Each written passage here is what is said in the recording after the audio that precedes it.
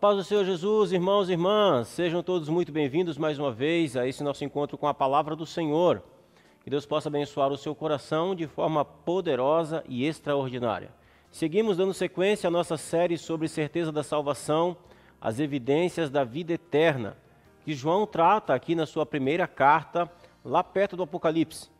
Então, quero convidar você para que nós possamos continuar vendo essas evidências que são muito importantes. Como podemos ter certeza de que fomos salvos? João responde, ele traz aqui várias características sobre este assunto. Você não viu, está chegando por aqui agora? Volta lá, aqui no nosso canal existe uma playlist chamada Certeza da Salvação. Tem todos os outros vídeos da qual nós já tratamos a respeito desse assunto. Que aí você pode estar acompanhando a gente a partir desse assunto. Então, hoje nós vamos ver o capítulo 3, do verso 11 ao verso 18. Na semana passada, João, no verso 10, ele falou um pouquinho sobre isso.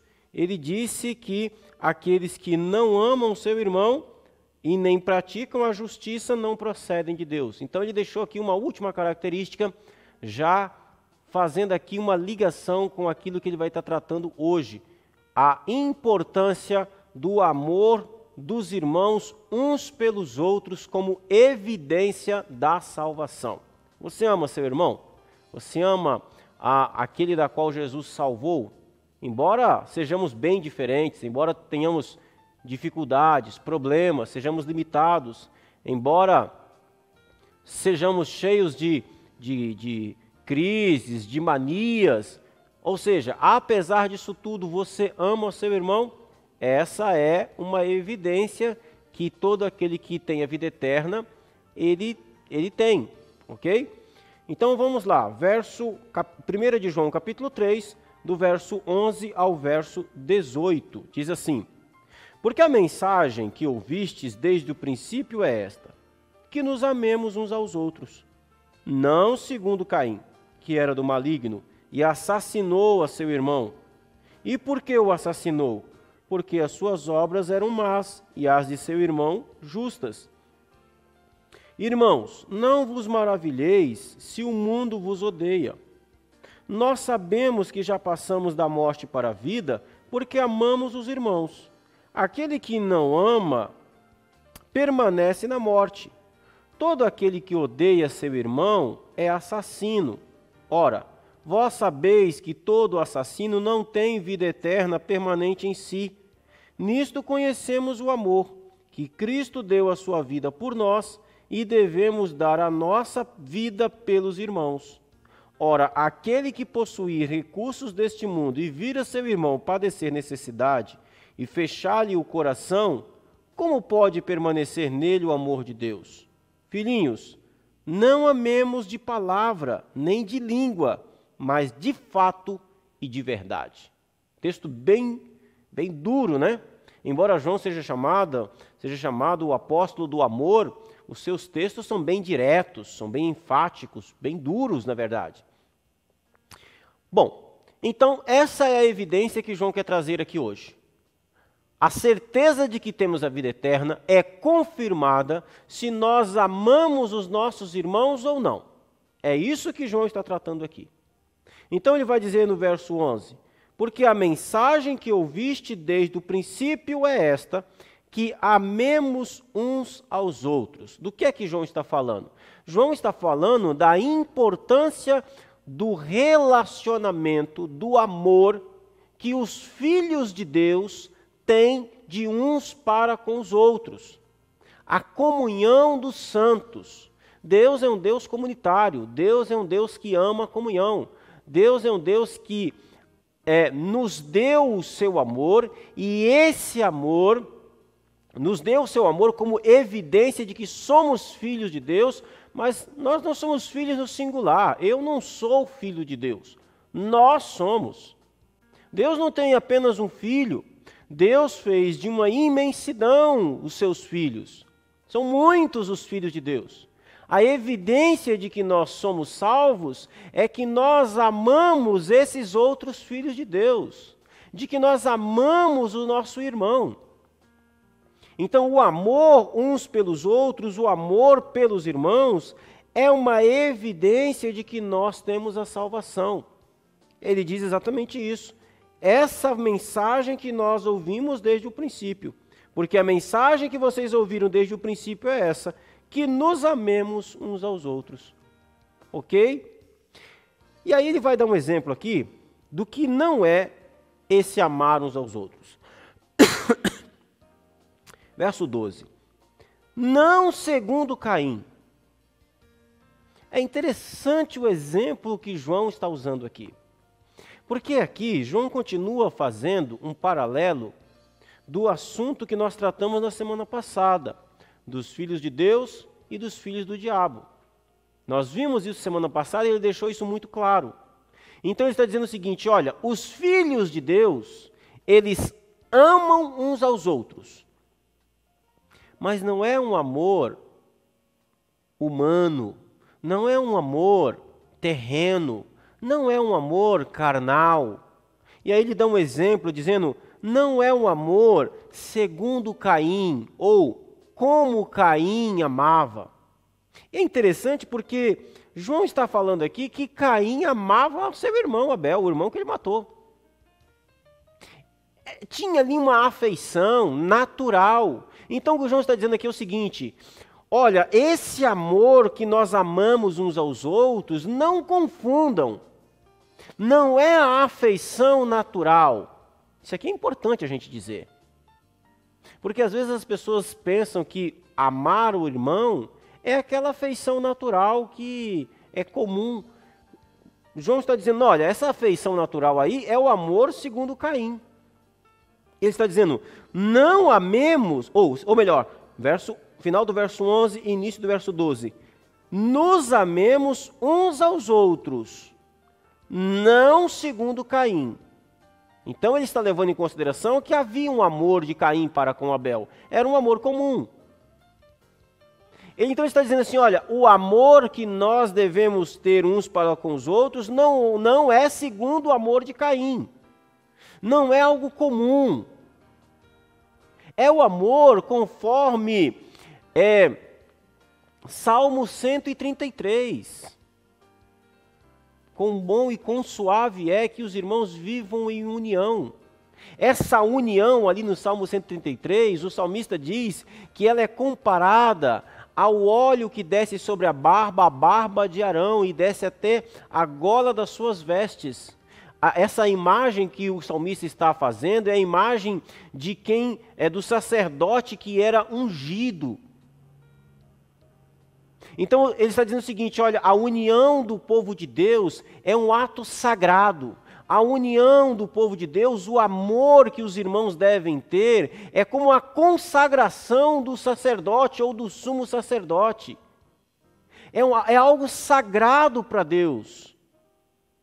Ele diz, no Salmo 133, que essa união é como o orvalho que desce sobre o Monte Hermon. Esse orvalho que descia sobre o Monte Hermon, ele era muito denso, ele era tão denso que ele irrigava a terra. Então, o que o salmista está dizendo é que a união do povo de Deus deve ser algo tão denso que deve produzir vida no meio do povo, no meio dessa união, dessa unidade.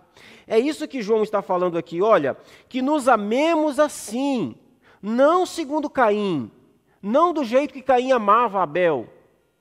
Porque o jeito que Caim amava Abel o levou a matar o seu próprio irmão. E aí João volta de novo no verso 12, nessa parte de Caim, ele volta àquela ideia da filiação que nós vimos na semana passada. Ele diz assim, olha, não segundo Caim, que era do maligno, que pertencia ao maligno, que pertencia a Satanás, que pertencia ao diabo, que fazia e praticava o pecado como o diabo pratica desde o princípio. É isso que ele está dizendo. E assassinou a seu irmão. Olha, interessante isso. E aí João pergunta, e por que assassinou? Por que Caim mata o seu irmão Abel? Ele responde, porque as suas obras eram más, as obras de Caim eram más, e as do seu irmão eram obras justas. Interessante isso, porque João está revelando o motivo pela qual Caim matou Abel. Caim matou Abel por causa de quem ele era. Caim matou Abel porque ele era tão essencialmente mau quanto o seu pai. E quem era o pai dele? O próprio diabo. Ele era mau. O seu irmão era justo.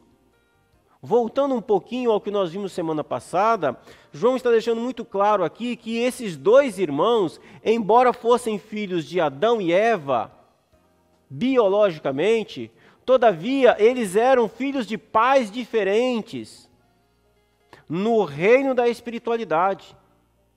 Abel era filho de Deus e as suas obras eram justas porque o Deus dele é um Deus justo, que praticava a justiça. Caim era mau, porque o seu pai pratica o mal e o pecado desde o princípio, que é o diabo. E aí ele vai dizer: irmãos, não vos maravilheis se o mundo vos odeia. O mundo não conhece o amor. O mundo não conhece o que é amar o outro. O mundo não conhece o que é amar o próximo. O mundo fala de amor ao próximo, mas ele não sabe o que é isso. O amor ao próximo que o mundo fala é o amor que Caim sentia por Abel. Comum, humano, carnal. Todavia, levou Caim a matar o seu próprio irmão. João está dizendo assim: não nós. Nós devemos amar uns aos outros por causa da nossa nova natureza em Cristo Jesus, mas não amar como Caim amava Abel, não amar como o mundo ama. O amor do mundo é ódio. O mundo vos odeia. E aí ele vai, no verso 14, trazer aqui a sua evidência, né? Nós sabemos que já passamos da morte para a vida, porque amamos os irmãos. Aqui, ó, evidência de salvação, evidência de vida eterna. Nós sabemos que temos a vida eterna, é isso que João está querendo dizer. Nós sabemos que já passamos da morte para a vida, porque nós amamos os irmãos. Aquele que não ama, permanece na morte. Se não ama é porque ainda permanece morto. Se não ama é porque ainda permanece sem Cristo. E o que é esse amor? O que é esse amor? Se ele não é uma afeição humana, se João aqui não está falando de um sentimento humano, simples, natural, então o que é esse amar o outro, amar os irmãos? A melhor definição que eu tenho de amor na Bíblia é a definição do próprio Deus. Quando a Bíblia diz que Deus amou, o que a Bíblia está dizendo? O que significa isso? Isso significa um inclinar-se para o outro em detrimento do outro, de forma voluntária, de forma onde não há nada no outro que me consternou, que me constrangeu, melhor dizendo, a fazer isso. É um ato voluntário, onde um irmão se inclina ao favor do outro, independente do outro. Independente de circunstância, independente de qualquer coisa, é o inclinar-se em favor de, independente de qualquer coisa, apesar de qualquer coisa. É voltar-se para o outro, inclinar-se em favor, em graça, em prática do outro, suportar o outro. Isso é esse amar os irmãos. E aí João diz: aquele que não ama, permanece na morte. E no verso 15, ele pega mais pesado, dizendo: todo aquele que odeia a seu irmão. Então, se amar é o ato de inclinar-se, voltar-se para o outro dar-se ao outro, independente da circunstância ou do outro, o que é odiar? Odiar não é apenas praticar o mal contra o outro, mas é a partir do momento onde não há nenhum inclinar-se em favor, em prol do outro. Todo aquele que odeia a seu irmão é assassino, diz João. Olha que coisa pesada. Então João está dizendo que não apenas Caim é um assassino de irmãos, mas aquele que odeia seu irmão é um assassino. É a capacidade que o homem tem de matar o outro dentro de si. O amor é sempre uma prática que nos leva ao encontro e a favor do outro. Quando não há um movimento em direção do outro, é porque você considera como se essa pessoa estivesse morta para você. É a capacidade, portanto, de matar o outro dentro de nós. É a capacidade de matar a pessoa para você mesmo. É por isso que o João diz, aquele que odeia é um assassino. E ele continua dizendo, ora, vós sabeis que todo assassino não tem a vida eterna, permanente em si. Os assassinos não herdarão o reino dos céus. Não tem, não tem. E ele continua no verso 16, nisto conhecemos o amor, que Cristo deu a sua vida por nós. Está vendo? Algo prático. Cristo inclinou-se em nosso favor. Ele deu a sua vida por nós. Por quê? Porque nós éramos bons. Porque nós éramos bonitos, inteligentes. Não! Não havia nada em nós que constrangesse Cristo a dar a sua vida em nosso favor. Mas isso é o amor. É quando você faz, é quando alguém faz, independente da circunstância, independente do outro. Aqui está. Nisto conhecemos, nisto sabemos, fica evidente. Nisto praticamos, nisto sabemos, conhecemos o amor. Como que conhecemos o amor? Que Cristo deu a sua vida por nós. Ok? Então o amor é manifestado aqui, que Cristo deu a sua vida por nós, mas preste atenção, João não parou aqui. A plenitude do amor é quando essa atitude de Cristo, ela reverbera, é quando essa atitude de Cristo por você, produz em você a mesma atitude. Porque quando Deus derrama o amor dele, manifesta o amor dele sobre você, e para aí, nós temos um problema. Não houve uma plenitude de amor. A plenitude do amor é quando esse amor que é dado a nós, é quando Cristo deu a vida por nós e fomos salvos, nos leva também a dar a nossa vida pelo nosso irmão. Então o ciclo se completa. Então há uma completude de amor. Nisto conhecemos o amor, que Cristo deu a sua vida por nós e devemos dar a nossa vida pelos irmãos. E aqui tem um detalhe interessante. Se Cristo deu a vida dele por você, e você não dá a sua vida pelo seu irmão, então não há amor coisa nenhuma. Então é como João disse, você permanece na morte.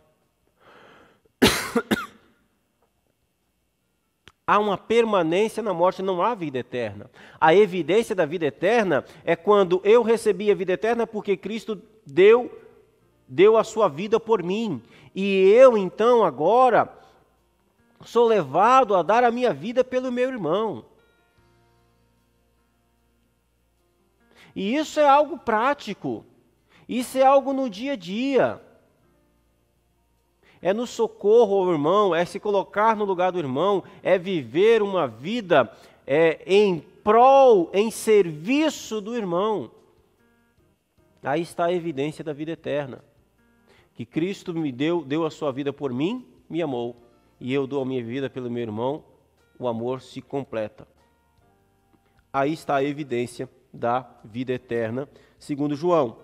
E aí ele continua dizendo no verso 17: ora, aquele que possuir recursos deste mundo e vir a seu irmão padecer necessidade e fechar-lhe o seu coração, como pode permanecer nele o amor de Deus? Uma coisa interessante aqui, porque aqui João está falando de algo prático. Ora, se você possui recursos desse mundo, perceba que João não falou possui muitos, ele diz: aquele que possuir recursos deste mundo, qualquer recurso, qualquer coisa que está à tua mão. Se você possui, se você tem, e todos nós temos coisas que estão nas nossas mãos, e nós virmos o nosso irmão padecer necessidade e fechar o coração para ele, João faz uma pergunta: diante disso, como pode permanecer nele o amor de Deus? Ou seja, o ciclo do amor não se completa, não conclui. Se não se completa, se você não é levado a socorrer o seu irmão em suas necessidades, é o que João está dizendo, é o seguinte: na verdade, não existe evidência de amor de Deus sobre a sua vida, porque aqueles a qual Deus amou, eles serão levados a uma vida prática de amor e socorro ao outro, porque ele foi socorrido, porque ele foi alcançado.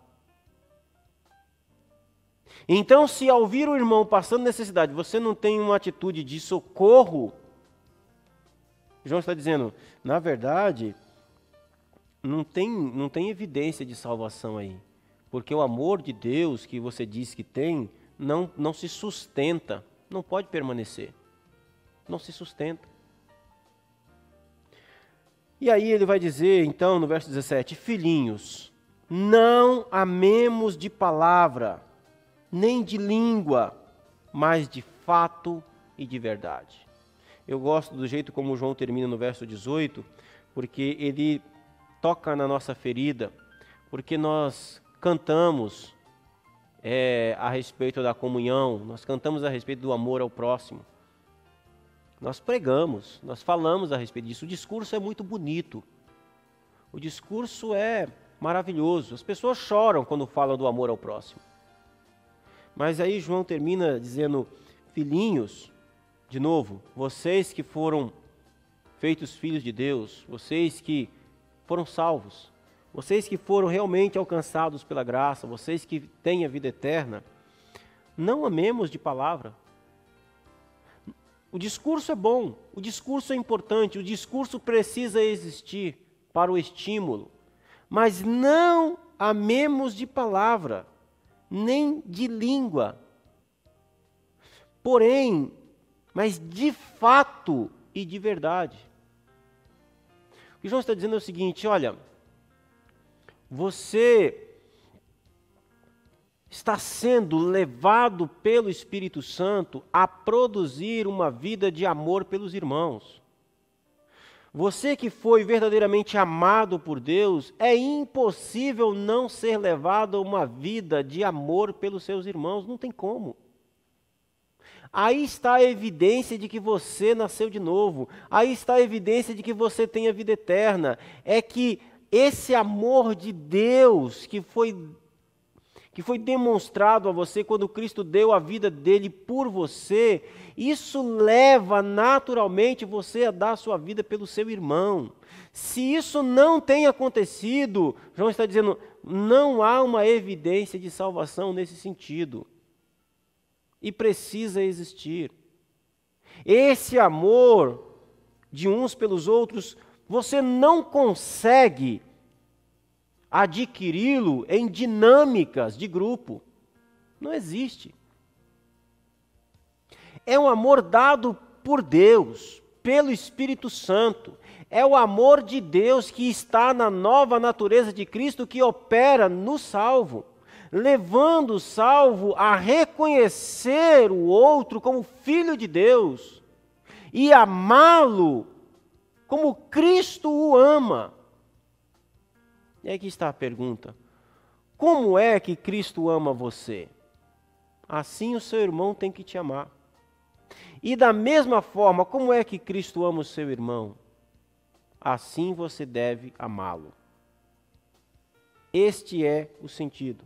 Então, a evidência de que nós somos salvos e temos a vida eterna é o fato de que nós amamos os irmãos. É o amor pelos irmãos que é a evidência da vida eterna em Cristo Jesus. Eu quero convidar você a um desafio nesse momento. Como está o seu relacionamento com os seus irmãos?